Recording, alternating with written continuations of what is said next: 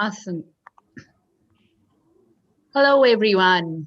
A very good evening. We assure you a fun ride today with today's session with Ruchira. Lean in Delhi partners with Sipping Thoughts and Penguin to bring you a session on the secret code to uncommon leadership with Ruchira Chaudhary, author, coach to CXOs, and management consultant. I wanted to personally wish Ruchira on the launch of her book, Coaching the Secret Code to Uncommon Leadership. A big congratulations, Ruchira, on this fantastic achievement. Thank you. An alum of the University of Chicago Booth School of Business, Ruchira straddles the corporate and academic worlds. She's a leading executive coach, adjunct faculty at several top tier business schools, and the MD of True North Consulting, a boutique strategy consulting firm. Ruchira has held leadership roles in organizations such as Medtronic and AIG in Singapore, Qatar Telecom in Qatar, and TCS in India. Her consulting repertoire spans multinationals, government agencies, and leading local business organizations across industry sectors. Some notable clients include Estee Lauder, companies in New York City, Michelin Tires in the Middle East, Telstra International, DB, Credit Suisse, among several others. I'm Urvee Juneja, VP at Genpact and chapter leader at Lean in India. Just briefly about our partners, let me start with Sipping Thoughts. Sipping Thoughts is a multi platform media company co founded by Sukirti Gupta, here with us today, and Meeta Gudgutia. It was set up keeping in mind the tagline Real Women, Real Thoughts, a no judgment platform where they want to create a network of women for women.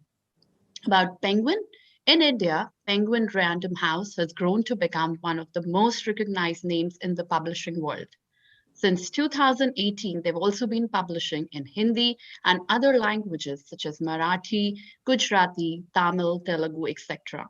Along with books for adults and children, they also have a rich collection of audiobooks and ebooks, and many of their stories have been adapted into films and web series. And now about Lean. Lean is a community founded by Facebook COO Sheryl Sandberg that empowers women towards their ambitions. Lean aims to contribute towards encouraging more women in leadership positions through peer circles, campaigns, collaborations, and events. Our aim is to increase representation of women in leadership positions by enabling further women in workforce. With this, I hand over to Sukirti, co-founder Sipping Thoughts. Over to Thank you. you, Urvi. And Ruchira, first of all, a big congratulations. I mean, wow, it must feel amazing to have actually gotten the book out. It does. It does. I sometimes find it hard to believe it's actually out. So thank you. And thank you for So, the platform. oh, absolutely. The book already is receiving a lot of praise. Can you tell us? I know it's so exciting, but some of the comments, the feedback to date that you've received on the book before we get into the heart of the discussion. So early days, very early days. I mean, I know you both are on my LinkedIn, so you've seen all the action and got some good endorsements, but it's literally been in the market now for the last week now, and people have just started receiving their Amazon copies. And I have friends and clients who keep pinging me with photographs. So it's all very nice. But just this morning, I thought perhaps the nicest WhatsApp message I could have ever got. It's a Please gentleman do who share with us. he actually is on. I won't say his name. I just saw him pop up. So I want to let him know that I haven't responded because I felt that uh, my one line text wouldn't have done justice to what he's written to me. He's been a mentor and someone I've looked up to for a very long time. So I feel truly privileged that he sent me this message, and I'm going to read it out to you. It's a bit long, so bear with me. So he says, I'm a very bad and poor reader of books, so I may take longer to go through Coaching the Secret Code to Uncommon Leadership. But even the little I've read so far, the foreword, the preface, the introduction, have had me gripped. It's the feeling I would have had reading fiction in my younger days. Hard to put the book down and want to read till the last minute of the available time. I can see why this is going to be an extremely interesting and rich read. A lot to already ponder about, a lot already that I can relate to from my own moments of career disappointments and moments of elation too. A lot of core beliefs and principles that are being provided a structure and framework, a series of actions and beliefs that are getting meaning around. I will try and change the unfriendly reader in me. largely because I'm feeling a sense of excitement and learning from every section. I haven't even begun. Thanks for taking the time to write this book. I'm sure you will help many managers and leaders rediscover why they are the way they are and equally help others be the way they ought to be. Oh, And wow. he's been the CEO of some fairly blue chip organizations. He's a leader, a truly uncommon leader in his own right. For him to send this to me, I have to say I'm truly flattered. Fantastic. No, I mean, I've been seeing all of the buzz on LinkedIn, on Facebook. So kudos, kudos. Back to you, Urvi. So, being from Leland, I've had the honor to meet Cheryl Ruchira in California a few couple of years back when I was at Yeah. the regional meet. And all I can say is it was a very humbling experience, and there's so much to learn from that lady. It is a matter of pride, I believe, to receive an endorsement from Cheryl on your book. I wanted to understand what your thoughts are on that and what are some of your learnings been on that endorsement. Oh, I think she blew me away. She does every time I write to her. You know, I'll tell you about the endorsement, but when the book cover was on, I'll put this up for in a minute. So when the book cover came about, we spent a lot of time, and Penguin, I think, has done a fantastic job in the end. We went through many iterations, this sort of, this knot that's getting entangled, and then you're moving up. It's about shining brighter, etc. So when I sent her the book cover, and it has her name right on top for mine, I got a one-line response from her. She said, "I'm honored." And you should have, this is the feeling. And she said, "Oh, but my name shouldn't be above yours. You're the author." Mm. It's the kind of, it's what makes truly an uncommon leader. Yeah. Just sort of connecting with her has been a huge learning experience for me. I didn't know her. We are connected in some ways. As an academic at the University of Chicago, I've had opportunities to interact with her, but it's never been one-on-one. The fact that she took the time out to not only respond to me, but to actually go through the entire manuscript and then send me that blurb, it was, I guess, an experience that I will remember for a very long time. And she continues to inspire me every day. Yeah, yeah, she continues to inspire each one of us in her own amazing way, truly an uncommon leader. Over to you, Sukirti. So before we get into the secret code for uncommon leadership, Ruchira, first I want to understand we have so many definitions of what is a leader, what's a good leader. So what actually in your framework or in your mind makes an uncommon leader? And what is that secret sauce to the uncommon leader? If there is such a thing. um, let's talk about leadership for a minute. And I must be honest, to qualify the statement, my book is not about leadership. There are fantastic books in the market that tell you about leadership. This is a book about uncommon leadership, or it's a book that describes what it takes to become an uncommon leader. I've tried to distill this, right? So let's just talk about leadership for a minute. The narrative around what good leadership has changed dramatically. Almost a decade ago, there was this whole conversation around it's not just enough to look at your to achieve your numbers or your revenues. It's also about everything else that you do along with that as a leader. It's about the processes, it's about how you build the brand of the organization, but above everything else, it's also how you take your people along in the journey. So as you go about building these empires and achieving billions in revenues, are you building your people? Are you the leaders of today thinking about the leaders of tomorrow? And that unfortunately has been a huge gap in the way we've been thinking. And there's a growing acknowledgement that needs to change. And the best in the business get it right. They do that by focusing on these reservoirs of human capital, their own people, right? And as they elevate themselves, they also elevate others along with them. As they shine brighter, they also shine the light on people that are with them. That's what uncommon leadership is. And I've sort of talked more about the aspect of coaching, which to me is the crucial difference between an average leader, or I should perhaps not use the word average, a good leader and an extraordinary one, or someone who wants to transition from being a manager to a leader. That's what coaching is. Coaching is about enabling, it's about helping people find their path, it's about giving them the platform to discover themselves. And these leaders, when you look back and you look at a Sheryl Sandberg, you look at a Satya Nadella, you look at some of the cricket captains, because there's so much cricket buzz around, right? And especially how how well we've done in Australia against Australia. What is it that sets these leaders apart, these uncommon leaders? It's their ability to motivate, drive performance, because they inspire people. When we talked about Cheryl, we're all inspired we are inspired truly. And what they do right is their ability to connect with people and help them go higher. That's what uncommon leadership is about. And the book then tries to talk about why coaching and how. So it's not just about saying why, but I've tried to make it more practical. So how do you go from the why to the how? How do you actually get towards this uncommon leadership? So I That's think a lot of us, sorry, go ahead. Yeah. Yeah, no, I'd like to delve a little bit deeper into that. That why do you feel that the leader himself needs to be a coach, or the leader to become extraordinary needs to be coached? Or is it a bit Okay. of both? Oh, both, absolutely both. So I think that therein is where the problem lies, right? What's happened is that our approach to leadership has been, I wouldn't say wrong, but it's been slightly misplaced. We've always said, oh, this person is a fantastic performer. Oh, he's the best and the brightest. He has to be the captain of the ship. The guy who's scoring the most runs has to become the next captain because, oh, he's fantastic. But the challenge is the best and the brightest performer today is not necessarily your best and the brightest captain, is not necessarily the best and the brightest leader of that ship. Because the qualities or the traits that you need to lead sometimes are in conflict with those of a competitive super performer. And we have never nurtured and coached these people to become leaders. So as a result, they take on the mantle without being fully prepared. And they in turn don't coach and nurture others. So we have a huge problem. We're no longer building leaders because we don't know what it is to build leaders. We've never been coached ourselves. So we don't coach others in turn.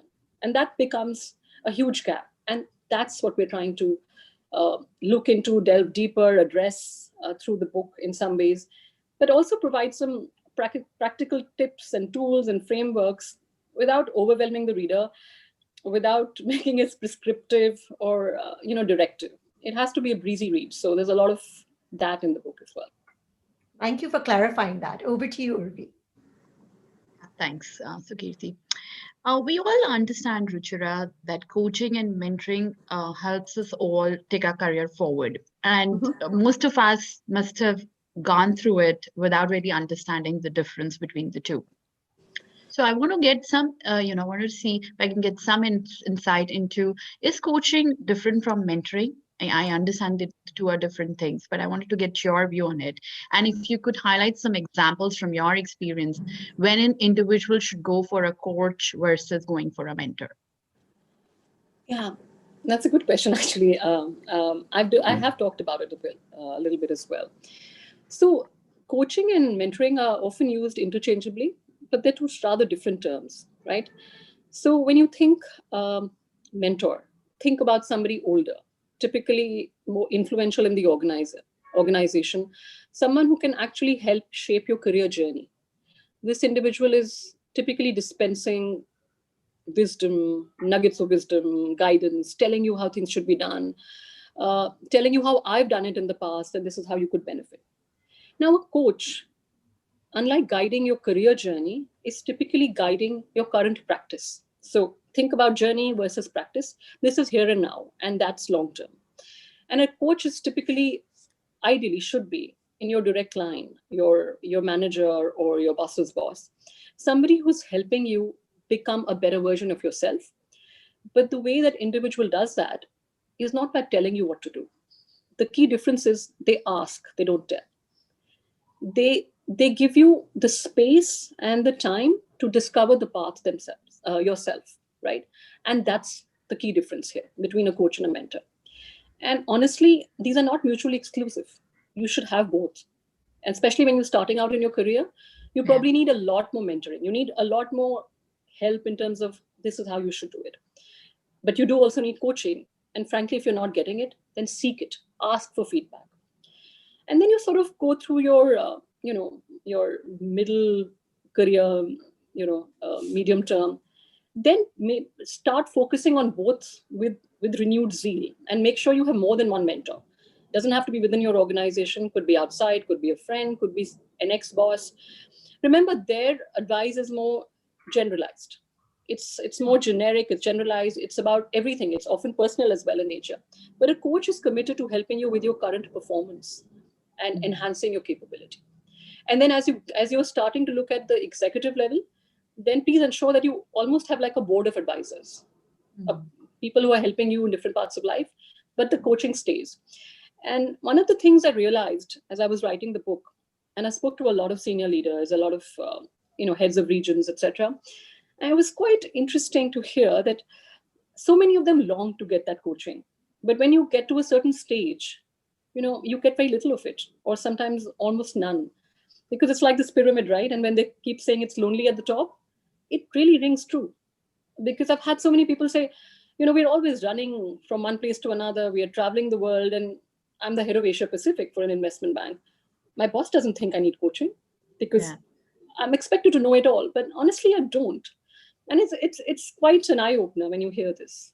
So I hope that So answers your question. Yeah. yeah, it does definitely. Now, I just want to take that a step further. Do you think people at that level also hesitate to ask for a coach, or is it because they're really hazy whether they need something or not, or is it a combination of that, or Oh, yeah. So you see, a lot of people at that level that I've just described often get what you call an executive coach, right? You will get somebody, or they can ask for it. I believe a lot of progressive organizations will do that.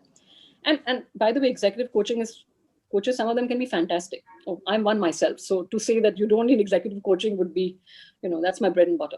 But that's what I was going. The thing is, think about executive coaches, coaches that you get in your journey as people who come to iron out a wrinkle of sorts, right? They come here in short bursts. They help you for a certain part of your journey. They don't partner with you, right? But your boss, your manager, the individual that you work with should really be the coach, your day-to-day coach, the individual who helps you make sure that your clothes are ironed and starched and cleaned, right? So ironing out a stubborn wrinkle versus making sure that you know you're always well turned out. There's a slight difference. And so every leader needs to be a coach who's also helping others shine, elevating them, giving them opportunities, giving them constant feedback. When you bump into them in the corridor, they say, "Hey, fantastic job! I think you did this really well. And next time, perhaps you could do this slightly differently." But that's what you need. That's the kind of guidance or the feedback that you need from the coach, which is not prescriptive in nature, but it helps you think about how you could perhaps do things differently. got it, got it. Yeah, very insightful. Thanks. So, Kirti. So, Ruchira, I think one point that stuck to me while you were speaking is that you said every leader needs to be a coach. Yeah. But unfortunately, as leaders, we're not taught how to be coaches. So, first Yeah. of all, I'd like to come back to your book and want to understand what, according to you, is the key takeaway from this book and the So, one message Kirti, you'd like to you went give. to the And University I of know I gave Chicago. you 5 questions in No, one. you went to the University of Chicago, the Booth School of Business. Did they tell you, did they teach you how to be a coach? I went to the No, same business school. Did they teach you anything about? they taught me No, very good finance. They taught me yeah. excellent how to So this is manage not a numbers.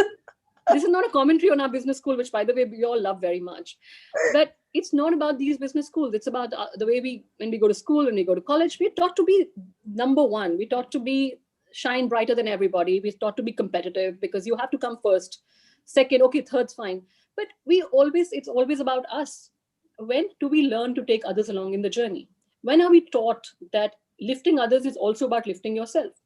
And what happens is we go through business schools, we learn about negotiations and finance and marketing and whatever strategy. But when we get out in the real world, nobody really prepares us for some of the hardest challenges, which really are the softer aspects, as we thought then. It's your people, right? And that ability or that emotional quotient often is completely missing because we've never taught how to coach people or to build people. So, interestingly, a lot of people, and this is not just me, in surveys, they'll say, "Oh, I'm a fantastic coach. I spend a lot of time." But when they think they're coaching, they're telling people what to do. Okay, oh, this is how I did it. And this is how you need to do it. Now, the trouble is, coaching is not about making mini me's. Frankly, the world has changed. Maybe that person could be a better individual than you, or could be a lot more capable, or could have a lot more, uh, you know, uh, could have a lot more to offer by way of ideas, innovation. So that mindset where a leader has all the answers, that like we were taught to do, like we were always tempted to do that. Oh, I need to find a solution quickly. That needs to change. We need to give people the time and space to carve out their own solutions. It's not easy. It's not easy because we're not taught. It doesn't come naturally to us. We don't truly know what it is. And frankly, it's very uncomfortable because it's kind of amorphous and hazy for a lot of people. Also, what is coaching? Where you ask a series of questions. So how do you know it's working? And it's very uncomfortable because you want to quickly give someone an answer, and here you're trying to get them to get to that stage, right? It takes a lot of courage as well, because you have to surrender that control and just sort of say, right, have you thought of this, or perhaps you could think of doing this. And it's not an easy job. It's not an easy task. So for a variety of reasons, and some of them that you articulated so well yourself and experienced in some ways, coaching becomes a challenge for a lot of managers. Despite knowing that they should coach, they unfortunately fall short. How can one? I know, of course, your book is actually compelling us to do that, to look deep and say, okay, how do I become a better coach? Is that the key takeaway from your book, or what is that one message that you would like to give the readers? When I started writing the book, I would say it was perhaps that, but this book was, I think, ready to go in March of last year. And then, of course, the world changed, right? Everything was like, like we're slowly sort of stumbling on to some form of normalcy, and the book is out, almost 6 months or 8 months after waiting for it to be out. I think my message is slightly different. I always said coaching was important, but now what I'm saying is coaching has never been more important than it is today. Our already turbulent times demand that a leader navigates these choppy waters with a very steady hand at the helm. Think about trust and resilience as being those rudders. Ensure that people to trust you so that you can trust them to do the job. Harness the collective intelligence of your people. Ask, don't tell them what to do. Constantly understand that their life situation could be different from yours, that we're not all in the same boat. Some of us have speedboats, some of us have those dingies or whatever. We're all in the same storm, right? The pandemic is a storm for all of us, but our life situations are very different. Spotty internet connections, barking dogs, young kids. So you can't put everybody on, it's not a level playing field, right? So think about empathy, think about resilience, think about trust. And if you focus on those three things, I think you would be a fantastic leader coach. It doesn't matter if you have large teams reporting to you, or whether you're an individual contributor, or whether you're an entrepreneur or a freelancer. I think it's a life skill. I think this is about bringing out the best in other people. This is not a book just for people who lead teams. I think there are nuggets in there that will benefit everybody. Fantastic. Good to hear that, because that was coming in my mind. Because I think a lot of times we get confused that whether we should be coached or whether we are to be the coach. And ideally both, right? Seek it when you have the opportunity. Seek it from your manager, your leader. Get it from outside if you can afford it, or someone's paying for it. Absolutely go for it. But if you have people that work with you, work in your teams, please be that coach. Please be that leader that elevates and empowers. Because in doing so, you will realize you will elevate yourself. Thank you. Over to you, Urvee. So, Ruchira, you just mentioned that COVID-19 pandemic is the storm that's hit all of us. It's probably the worst crisis in the history of mankind, and it's called for unprecedented times. Obviously unprecedented resilience and empathy that we have to show towards others. It's also brought the world economy to a grinding halt and led to serious issues. Both psychological, social, everything. You've talked about the importance of coaching during a crisis. How do you think a leader should use coaching during a crisis? So two aspects to it. I've already touched upon the trust factor and the empathy factor, like we're not in the same storm. I really love telling everybody a story. Somebody has speedboats and I keep changing the other one because I keep forgetting canoe, dingy, whatever. So empathy, I think, is very, very important. That's the starting point. The second bit I said was resilience, which essentially means the ability to bounce back quickly. So as a leader, you have to give people the optimism and the confidence that things will get back to normal at some point. And for now, we need to bounce back quickly, and we need to try and be as normal as we can under the circumstances. And that kind of confidence can only come from a leader, right? So those are two critical rudders, I would say, as you navigate these waters. The third thing, which I have seen come to the fore a lot more during the pandemic, is the how we make decisions, right? We often say that in this new age, it's not about command and control. It should be about collaboration. But you see, the pandemic has brought it out in a very different way. There was no choice. There are no best practices because we've never seen anything of such mammoth proportions. It's a crisis, right, of humongous proportions. But there is no right answer. You don't know the decision that you will take tomorrow will actually reap results because we are all in the dark. And it was open ended. We don't know how long this is going to take. So the best leaders, or uncommon leaders, I should say, have done this by harnessing the collective intelligence, by giving everybody in the organization a voice.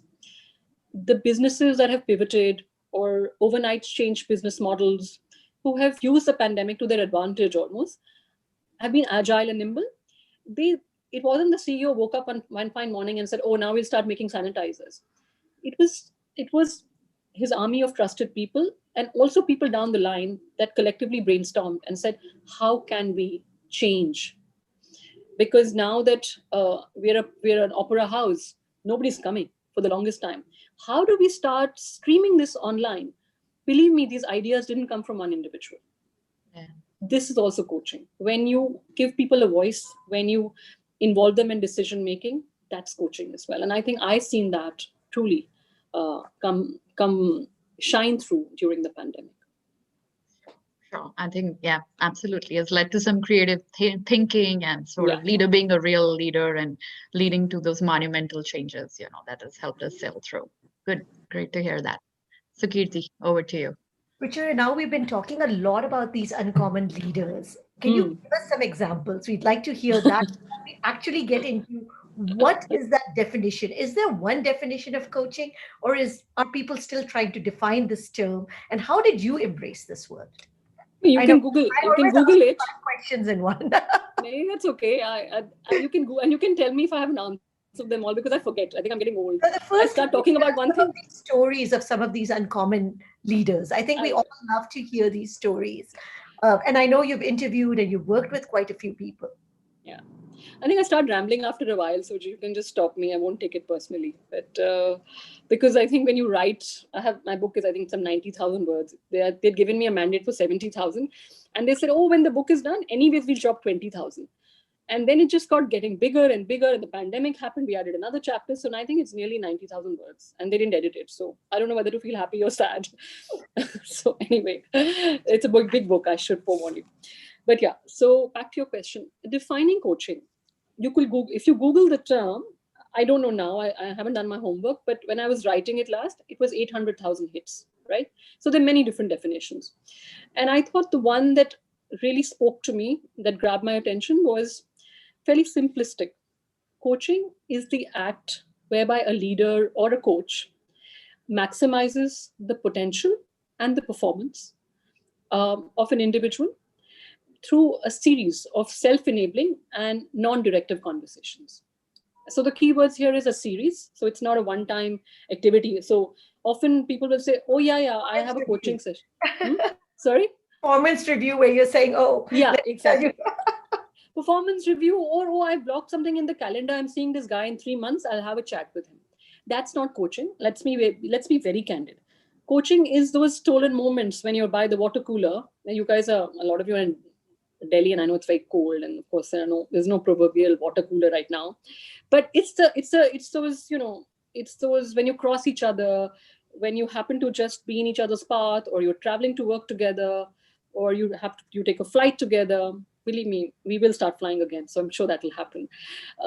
It's when you sit next to your boss and he starts talking to you, or she starts asking you about how your day was. That's also coaching, right? So it's a series of conversations, and the key is they're non-directive.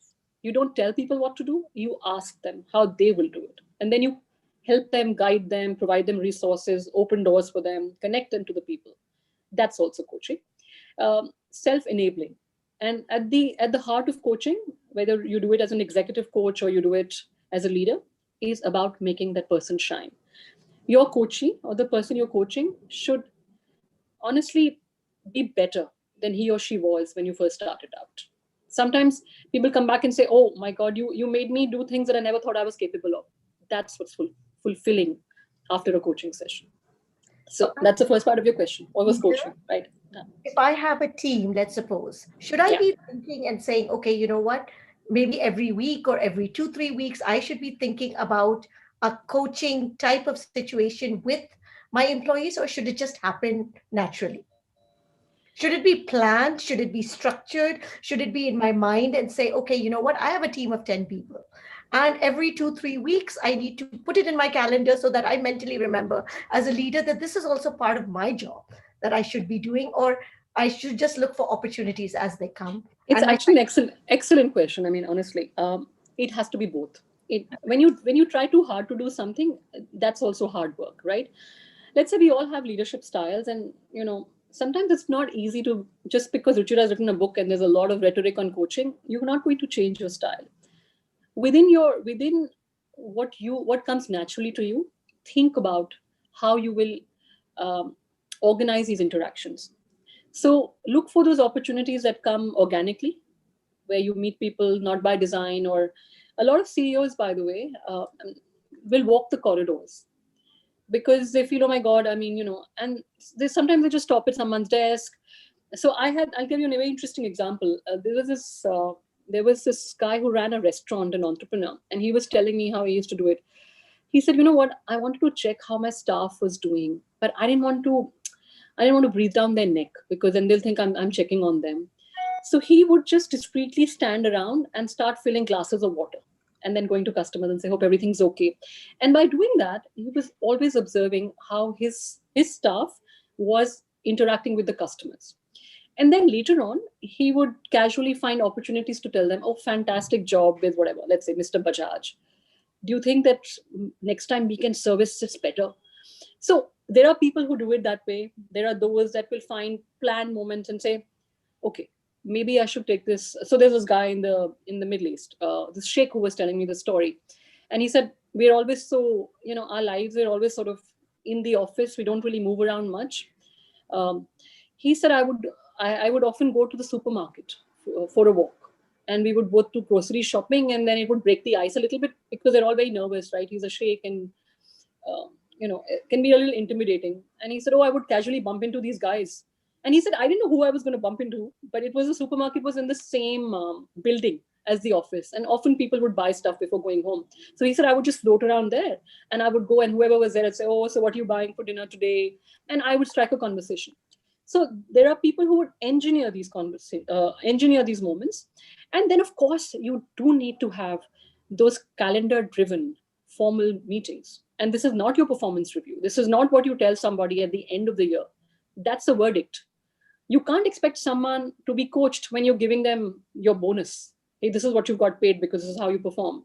How receptive is someone going to be to you saying you could have done this better when you've already decided their future, right? So you need a series of structured, in calendar, conference room type of discussions, absolutely, where you should go prepared. But please, that's not all. You need a lot more of these, opportunities where you just randomly either bump into them or you embrace those opportunities. But the key is recognize those moments. Don't let those moments pass, because you'll find, if you look, you'll find those moments in the parking lot, in grocery shops, during a taxi ride together, in traffic in Mumbai, or I'm sure there are other parts. Chennai is no better, but you know, I think you get the drift of what I'm saying before I start rambling on. Yeah, I think what I'm understanding from Ruchira, from you, as a leader, I need to embrace that this is also part of my responsibility, not only towards my employees, but also if I want to grow further. Absolutely. Yeah. So I think that is what I'm taking away. Urvi? Yeah.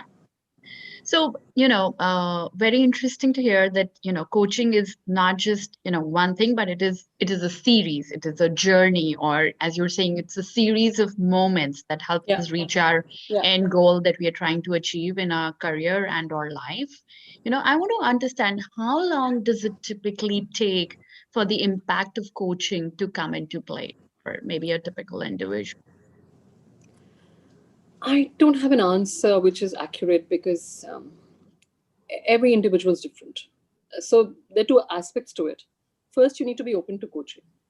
A lot of people, despite your best efforts, will not tag team with you because it's a two-way street, and you won't see results despite doing this. And there are individuals who are so keen to get coached and get inputs. You will start seeing results in 3 months. I had clients who've said, "Oh my God, this guy's completely turned around. What have you done? What have you fed him?" And I've also had individuals who, maybe because they're so pressured with work or because it's just not priority for them, take a lot longer. Eventually, I've noticed that you do make a difference, but that change can take a long time to really be visible. So Really depends on how receptive you are yeah, or I how think it's much a of two. it you want to absorb or take in. Right? Yeah, absolutely. It's a two-way street. So you need to have the individual as coachable or as prepared and as keen to be embarking on this coaching journey with you. Otherwise, it's you can't keep pushing. It has to be pull and push. It could be a realization thing as well. I mean, if you don't realize that you need to be coached or, you can be a Absolutely. better version of yourself, I think that's where the receptiveness factor could also be sort of swinging it.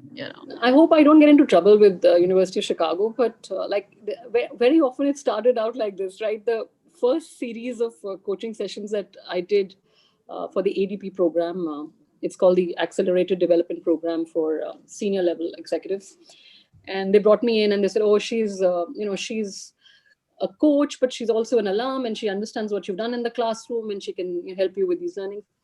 And honestly, I had this one guy, I think this was my first batch, and he said, "Honestly, I've done enough coaching, it doesn't work." And this was voluntary, so you can sign up or not, right? And frankly, I was getting paid the same amount, so I wasn't chasing anybody. I said, "Fine, don't come." Now, the trouble is, there were those that are very enthusiastic and eager. And so you go through these sessions. But then by the third week, people must be talking to each other. And I had these two gentlemen who then wanted to come on the last day and say, "Oh, we need a coaching session." But I said, "We had this conversation and you said you've done it and been there, done it many times." I said, "Oh, I think I'll try you as well." Now, I was nice about it because, it's my alumni, it's my alma mater. And yeah, of course, I did what I think I did with this individual. And he gave me the strongest recommendation I've ever had from any client because Wow. he said it completely changed how he felt about coaching.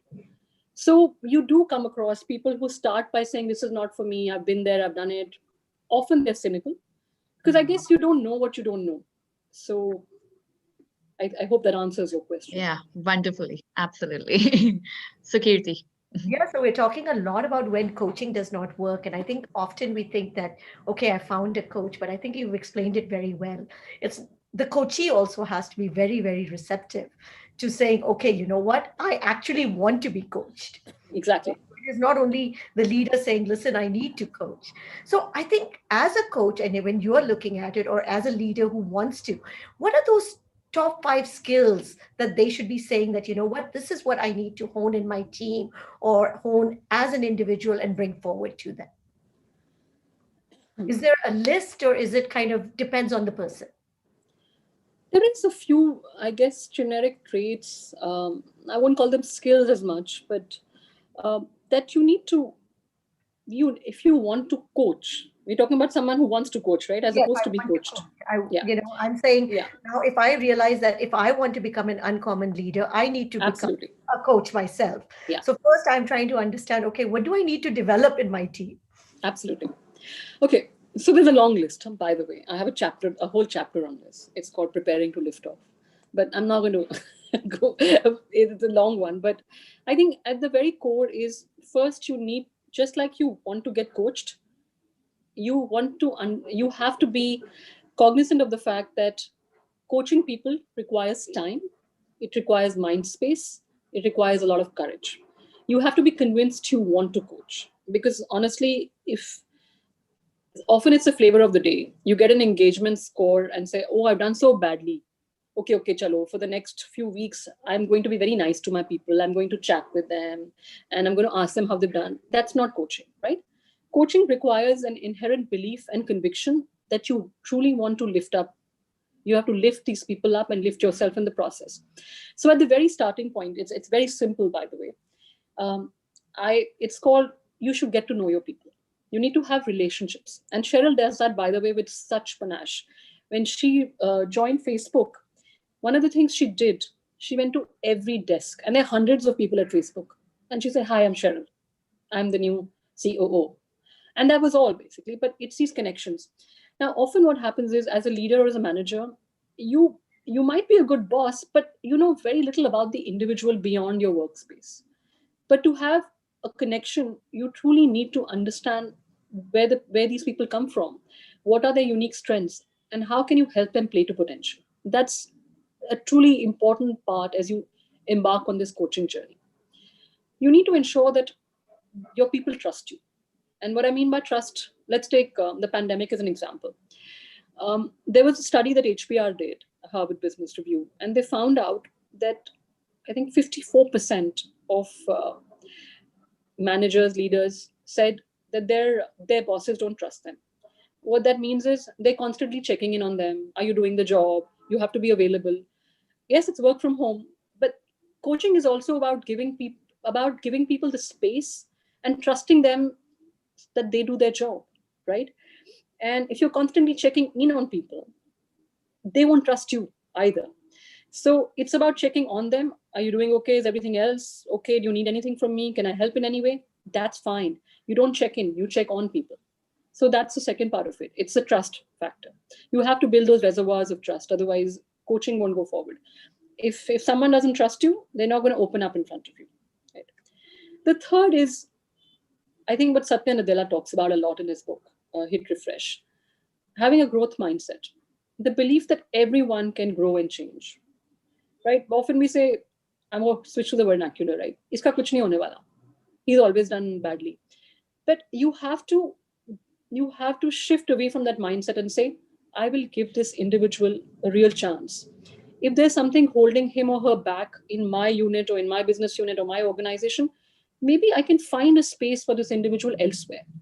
And in the end, the outcome may not be positive, but you have to give this a real chance. And that is a mindset that you need to embrace as you start to embrace this coaching journey if you want to be a coach, right? That is, I guess, to me, and of course, you need empathy, and of course, you need to be a consistent leader. And there are many, many more things. But these are the top three for me as you start thinking about being a coach or embarking on this coaching journey. Thank you. Thank you for clarifying that. Urvi, to you, and then we'll take a lot of questions from the audience. Sure. So one final question, Ruchira. Very curious to know what has been your motivation to write this book. Um, okay, I'm telling you the honest answer, right? I could say, oh, I always wanted to write this book. No, that wasn't the case, to be honest. I was always told that I should write because I have a spouse who's been always needling me. You should write. I have a professor who's a great mentor to me, Michael Gibbs, at the University of Chicago, and he also got me into teaching. He kept saying, you should write. And often we would meet in Singapore, and my husband and he would get together and start nagging me nonstop. So I had these two naggers who was asking me to write. But what happened was, as I moved to India, and I would write the odd article in the newspaper, but honestly, I wasn't going to look for writing a book. It's too much work, I used to tell myself. And it is, by the way. But as it happened that I moved to India after being away in Singapore for many years, and I got the opportunity to write a column for the Mint. And they said, oh, what will you write about? And I said, I don't know that much, but I teach a class on the leader as coach. I said, oh, why don't you start writing? And you would be surprised, Urvee, the kind of feedback I got, right? From people all over India writing to me and saying, my God, what an amazing column. And I didn't anticipate that kind of feedback because to me, I thought this is a message that truly hasn't, gone home. Anyway, so that happened. And around the same time, the commissioning editor at Penguin saw it. And he saw the potential of converting this column into a book. And so, as they say, the rest is history. But I should add, I am someone who's very passionate about the topic. I teach about it, I write about it, but I've also experienced organizations where there's been a complete vacuum of coaching. I've been in those organizations, and I know how hard it is, how debilitating it is for the individual. And by the same token, I've been with managers and bosses who have constantly elevated me and have changed my leadership narrative. So I know how powerful it can be if we spread that message. So I think it worked out really well. Can't agree more. Perfect. Okay, let's open it up to audience, Sukirti. Samir, we'll take your question first, and then Sri Watson, we'll take your question next. Sure. Uh, so, hi, Ruchira. This is Sudhir. A quick question and comment, a combination of those. But I think you talked earlier about how coaches, probably are tempted very often to become prescriptive, and that's not what this is about. This is not about how they did things, but it's about how you can get the best out of people. In that context, how important a role does explaining organization purpose and trying to focus on the potential of the person you're seeking to coach or talk to help in sort of driving the best performance for the organization? Because at the end, you don't want to be a great coach and a leader in terms of bringing out the best of people, and then you miss organizational goals also. So how do you balance the two together, and what role does explaining the purpose and therefore getting people aligned actually have as a role to play, in your view? Thank you, Samir. It's a very profound question, but I wouldn't expect anything less from somebody like you. So thank you. But okay, so as someone who's been a consultant, not so much as a coach in my early years, my professional life, I've had the same dilemma, right? My first reaction has always been, I can help this person. I can tell them how it's done because they're struggling here. And I have to contain that urge to offer that solution. But as a leader and coach, it's much harder because you have to balance organizational priorities with the individual's uh, potential to shine brighter. So it's a tough one. You need to play to the person's unique strengths. You need to help them shine brighter, etc. But you have to be cognizant that at the end of the day, all of this has to go in the direction of meeting the organization's objectives as well. And often, if you find yourself at a juncture where you feel that these two are in direct conflict with each other, maybe you have to take some hard calls, or maybe you have to support your coachee in finding his or her path outside that organization. And the best leaders and uncommon leaders often do that. Does that answer your question, or did I deviate?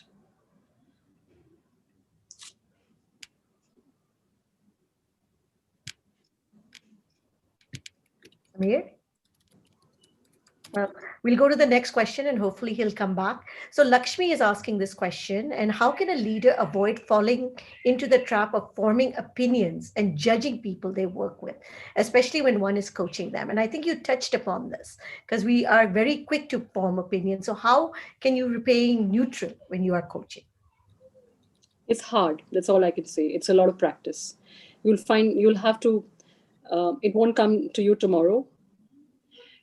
Thanks, Samir. I read the message. He says I answered the question. Okay. It's hard. It's hard because it's like, I don't know, it's like learning to ride a bicycle, perhaps. You'll keep falling the first few times, but then eventually you'll get the hang of it. If you're committed to coaching, you will find it won't come easy, especially because it's a new feeling for you where you're not giving somebody the answers to these solutions. You will have to suspend judgment. I guess that's the word I'm looking for. You have to suspend judgment. You have to consciously believe that uh, if I saw, okay, I'll give you an example. I always like to give you examples that sort of brings it alive. So my brother was telling me about this story. He's a consultant as well. And he was saying he had this boss who was very, very conventional. And he didn't want us to always, I guess he was just, if you wore really outlandish clothes, he had a point of view on it. He said, oh, we're a consulting firm, you should always wear a tie. And the world started changing. They did a lot of work in the tech industry. So, people just became a lot more casual, right? And they would keep their ties and their jackets next to, and then, whatever, on the desk or something. If you needed to, they would. But that really bothered him, right? To the point that you could see that when he was appraising them or having conversations, that would color his judgment of the person, because he'd say, "Wo to aise kapde pehen ke aata hai," right? And that's what you have to get away from, because you have to delink the two. If there's something that truly irritates you about the person, but that cannot interfere with how you are with the individual when you're trying to bring out the best in that person. So I don't have an answer, I don't have an accurate answer, but all I'll say is it's hard work. But if you're committed to doing it, you'll have to suspend judgment. You'll have to delink the two, and you'll have to truly believe that you can help the person become a better version of himself or herself without letting your personal opinions come in the way. Dimple, we'll take your question next. Go ahead, Dimple. Yeah, good evening. Thank you for the opportunity. I just wanted to ask, what are the academic qualifications that you require to become a coach? Are I don't there have too any? many. I don't have too many, I must be honest with you, but there is a whole lot of certifications. There is the best well-known one is the ICF Coaching Federation, but there are also several others. And in addition to that, you also have what we call instruments, coaching instruments. So there's Hogan, there's MBTI. So depending on what kind of coaching you'd like to embrace, you could definitely find something that works for you. There's also, I think, Marshall Goldsmith. There's a whole bunch of instruments distinct from getting a certification. So are there any which are available online which we can take from Coursera or some Udemy I'm or sure some they are. place? I'm not the best person to ask, so don't want to give you the wrong answer, but I'm sure we can send you something after the session. We can ask around and find you something that will at least answer your question a lot more accurately than how I'm fumbling with it right now. Mona is asking a question. Now, how can we make people more receptive to coaching and it not be seen as criticism? Yeah. I think at an organization level, if every leader consciously embarks on this practice of coaching others, I can't say every leader because at the end of the day, it's subjective. And unless the organization truly embraces a culture of coaching, it's important to understand why someone's being coached. It's not because you're not performing or because it's a toxic behavior that we need to fix. We need to change the narrative around coaching. We need to talk about coaching as maximization of performance and potential, not something that is seen to be a quick fix or a fix for bad behavior, or someone who's a great performer but doesn't quite know how to deal with people. We need to change the narrative, and that has to start from your manager, from your leader, from perhaps ideally the CEO of the organization. And once upon a time, we did think of coaching as being a solution for fixing toxic behavior, but that world has changed completely. Now it's almost like a badge of honor. Oh, I have an executive coach. Oh, I've got an executive coach. That must cost money. I have a lot of these conversations. So it's changing, but at the back of a lot of people's mind, they still think, am I getting a coach? Is there a problem? Or the narrative has to change. No, you're getting a coach because you have the potential, because you can do so much more. And that's why you're getting a coach. And that's why I'm spending time on you, right? Whether it's in-house or outside. Fantastic. No, because I think that is typically the response. Oh, I need to be coached. That means something must be wrong with me. Wrong Rather with than saying there is so much more scope for improvement that possibly I can embrace. I love the answer. Thank you for that. I'm asking Srivatsan to unmute. I know that he's had some background noise. Sorry, I keep putting you back on. Go ahead. Hello, madam. Thanks for enlightening conversation we had, and wherein we got the in-depth knowledge about as if we have read the book itself. We got the idea about the book and as well as the various facets of the coaching process. We got enlightened. But my query is with regard to the cricket or sports, any badminton or anything, cricket, everything. Even shining stars, they are given coach and they abide by the coaching practice and other thing. But in the organization, even though the coaching practice as a HR concept has developed in such a way that even CEO coaching is possible nowadays in the organization, it is being practiced. And if there is a reluctance at some level by employee, how to make the coaching as a HR practice as a success. And like in mentee should accept like Agalaiva in Mahabharata. It is nothing but a practice of coaching. He Exactly. voluntarily, without knowledge of the Dronacharya, accepted him as a mentor and practiced the skill. Thereby he developed and outperformed Arjuna like that. So this kind of practice to make it a success in the organization, what are the ways you have dealt with in your book? Sorry, just one clarification. Are we focusing on the boss or the manager as the coach, or are we talking about an external coach, or both? Oh, sorry, 1 second. mentee who undergoes. Go ahead. Please repeat. Yeah. Yeah. Are we talking about the manager or the?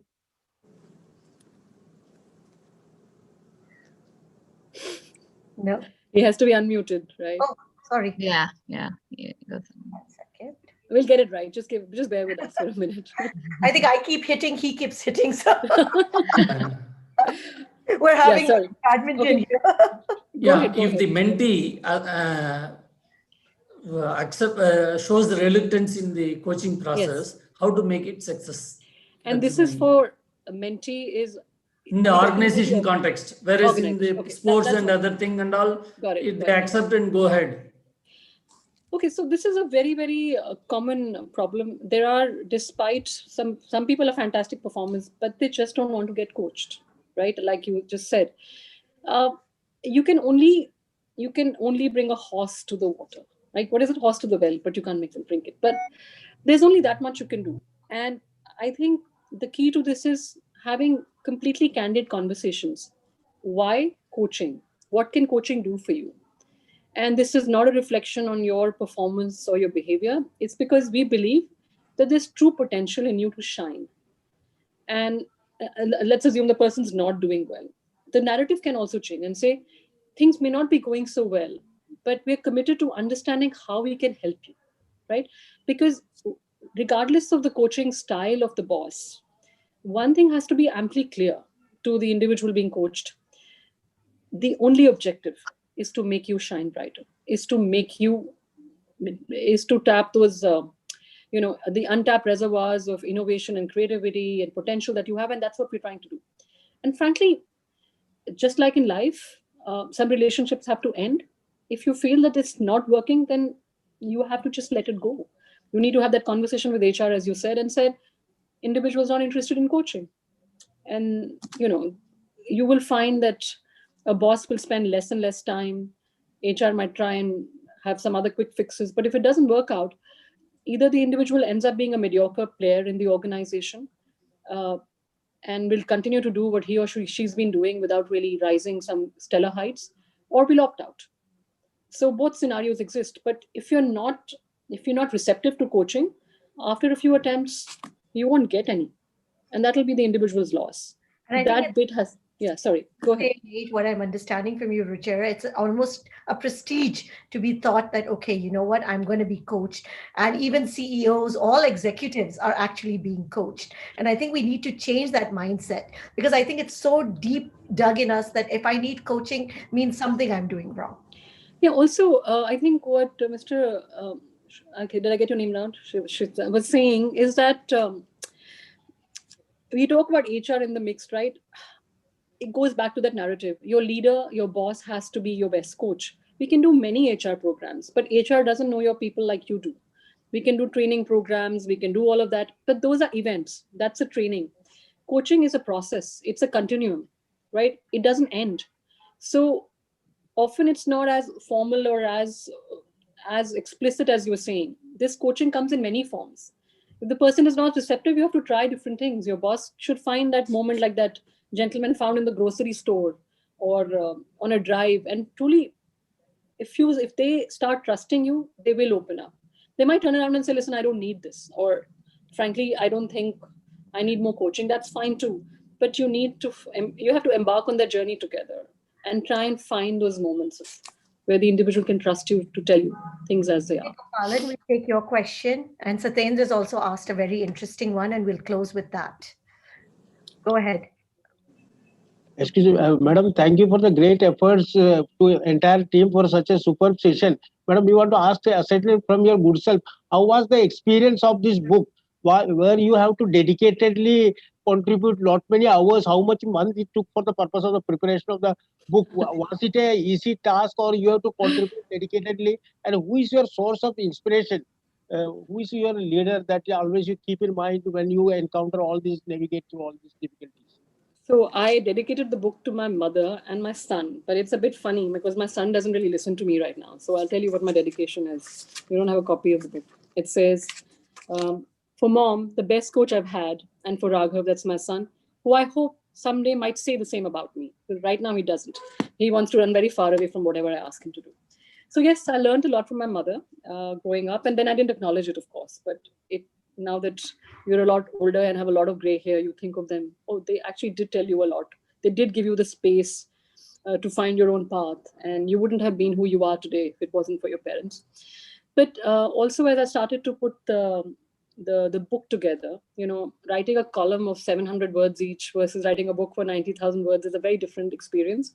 I started to research people. Some of them are, of course, luminaries like Satya Nadella or Cheryl, Kiran Majumdar Shaw. But I've also put in experiences of everyday people, some CEOs, some people down the line. I didn't want the seniority or the level to be what defined uncommon leadership. Wherever I found instances of people that were going beyond what I thought was just good leadership to extraordinary leadership, I've tried to talk about that. I've talked about some children I met in Bhutan while I was invited for a session there, and it's connected to the royal family. It's the first ever law school that they built and they were these young children that they were talking about very passionately about what they wanted to do in life. And you realized that the dean of the law school, and by the way, this was a forum filled with the royals, imagine talking like that. You would think they're so formal typically. It's the dean said, you know what, we've given them the space to think. We've given them the space to be different. And if they wish to be different, we are happy with it. If they choose not to do law after being part of the law school, that's fine too. We're giving them the path. I thought that was extraordinary. I would never have had people in my college ever saying, oh, you can choose to do what you want to do. Because we were told, like, do the right thing, do the MBA, all of that stuff, right? So I've talked about people like that. I've talked about the JSW College of Law. I've talked about my hairdresser. I've talked about my client she would intimidate me so much, but she ended up being such a great friend. So there are lots of people in that book. Some clearly well-known personalities, lots of cricketers, though I don't know much about cricketing. But a lot of cricketers, I try to analyze it a little bit, film stars, just people from everyday life that I thought everyone could relate to. So the last question we'll take from Satyendra. Go ahead. Yeah, thanks, Sukirti. Ruchira, if I have to ask you to name 3 great coaches from the field of business, sports, and politics, who will be those 3 great coaches? Business, Satya Nadella. Again, I'm biased. He went to the University of Chicago, so we're all very biased, yeah. And I've had the pleasure of meeting him, and I truly think he's an amazing coach. Not just what he's done to Microsoft, but he's just a person who radiates that energy. From the field of sport, you said? And politics, yes. Again, I said I don't know enough, but I thought Dhoni and whatever I've read about him, not just, he never had the exalted status that a Sachin Tendulkar did, but he's been one of the finest captains we've seen because of his ability to take people along in the journey. And politics, pardon me, but I thought Jacinda Ardern. By the way, I even asked her to write an endorsement for the book because I thought she was amazing how she handled the pandemic, right? And I didn't expect an answer, but I got an answer. Can you imagine? And they said, we don't endorse books because, she's a prime minister of a country and it's politics. But I was completely in awe of the kind of leadership she has demonstrated and how she is connected to everybody across age groups in New Zealand. So those would be my top 3 choices. Thank you. Thank you, everyone, for joining us. Any closing thoughts, Urvee? No, I think it's very, very enlightening as a session. I mean, I think for me also, it's been an eye-opener to understand what coaching is and what coaching isn't, And I think it'll be a matter of pride for me to even get a life coach or a career coach at some point in my life and sort of go through that experience. So thank you, Ruchira. It was truly an enlightening experience. My pleasure. Ruchira, any last words before we end for the night? Well, thank you for the opportunity and thank you for being here and listening to me. And the only message I have is continue to coach, enable, empower others. When you shine the light on them, you also shine brighter. Thank you. Thank you. I think that was my biggest takeaway. I think when I think about coaching, mentally, it was that I needed to be coached. I think my perspective has changed that I have to be the coach. So I think that has really shed a new light for me. I'm really looking forward to reading your book. I'm getting it today, so it's a very big pleasure for me. So So on behalf of Lean In and Sipping Thoughts, thank you all for joining us today. Please do get your copy, because as leaders, and if you want to become exceptional leaders, you need to also become a good coach or a great coach. Thank you, Nicely done. everyone. Thank you very much. Thank you. It was my pleasure. Thank you.